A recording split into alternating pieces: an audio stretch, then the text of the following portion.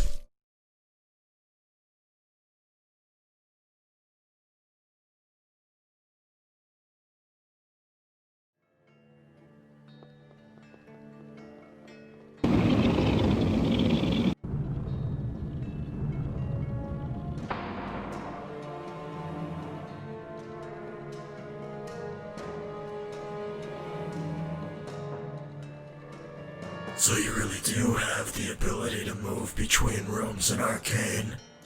They're definitely different from the rest. You're the entity that we saw before in the central room. Correct. But it would be better if you don't ask silly questions like who I am or what I'm doing here. I can't answer what I don't know. You're different from the other shadows. Because I have awareness of everything around me? You could say that. I've seen more like you. They were locked in a prison. I tried to talk to them, but they were not lucid. Nor will they ever be as long as they're there. For many of them, that's not where they belong. In their correct rooms, they would be more lucid, as you say. So I just need to free them? You can't release them, it would be impossible for you. The tower won't allow it. They're too entrenched in their memories. And you think that some bars will be a huge impediment? Idiot. What imprisons them may seem to be metal bars easy for you to bend and destroy, but I assure you, it's much more than that. Each place is a whole existence by itself. It's the very concept of a prison which contains them. So there's no way? I didn't say that. I said it was impossible for you. But why are you interested? Do you have some relationship with any of them? A few seem to have relevant information for us. Interesting. I think I'll help you with this. It may be worth contemplating what will happen. Can you do it? Every gate has an exit. Every prison a way out. Just as there are doors, there are also keys in the tower. I can open them. Here's one. It will open any door, but only one. Like I said, there are more in Arcane. You only need to find them. But it would be better if you were both very careful when choosing which prisoners to release. Not all of them tell the truth. Not everyone deserves to be imprisoned. Not everyone deserves to be freed. Choose well. It will bring consequences. And even if you find all the keys, in the end, one door will remain locked. Now go. I'm done talking.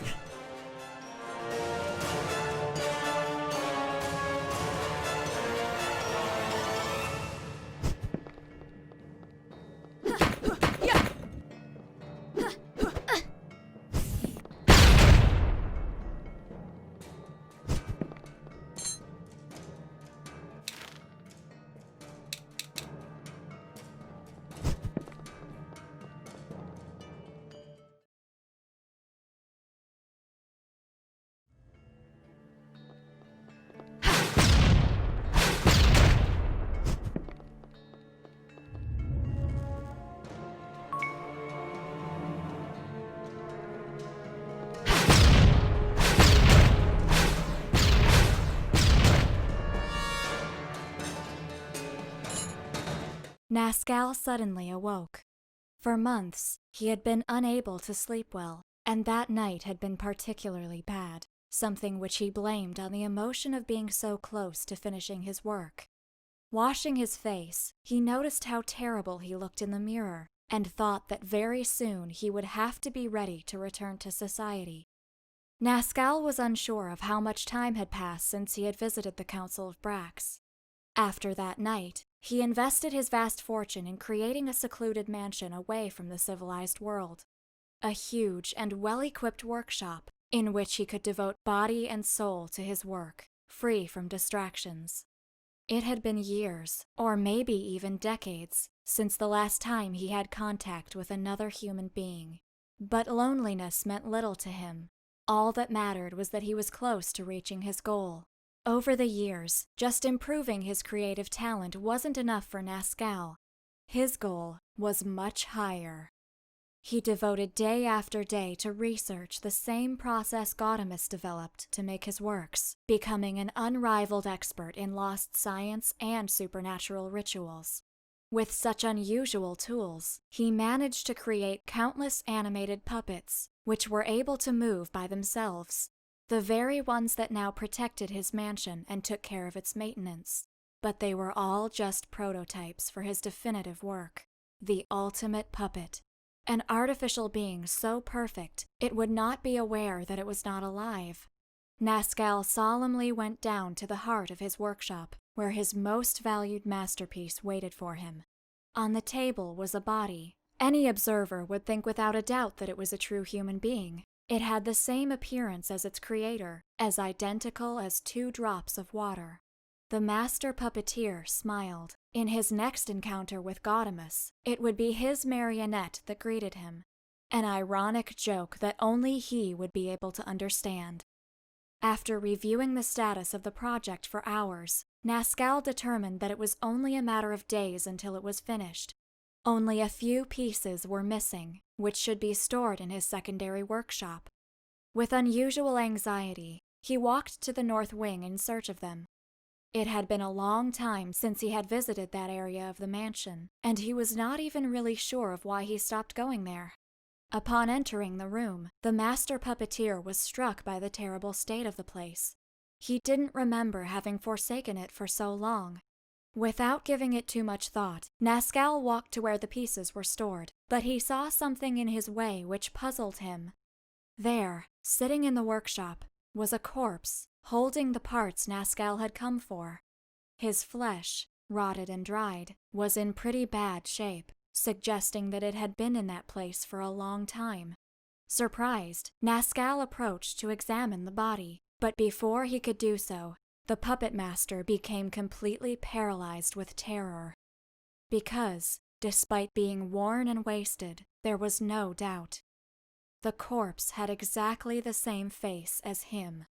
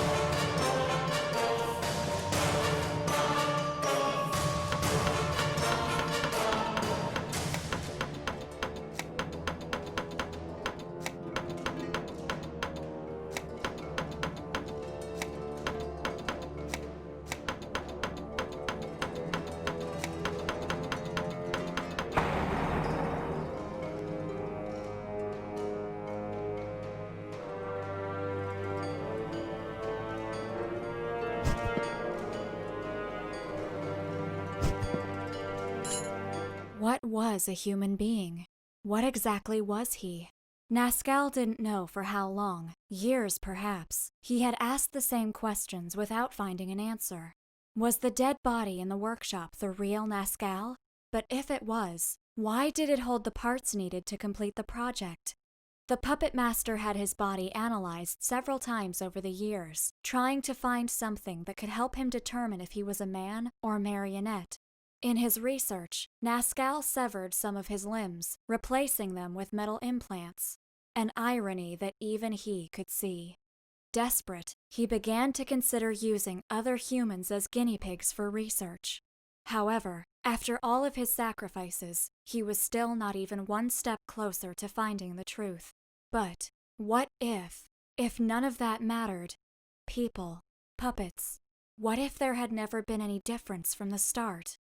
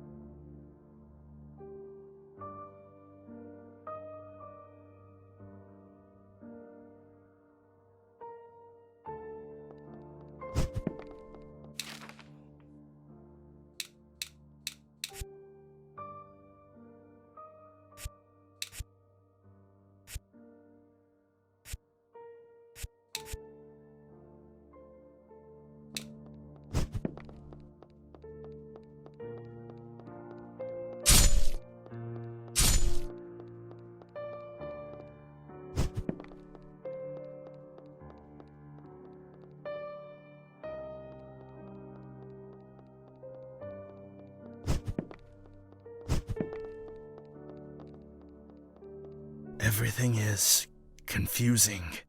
I was a creator, the greatest of all, but I committed a sin. Now I have only what I deserve.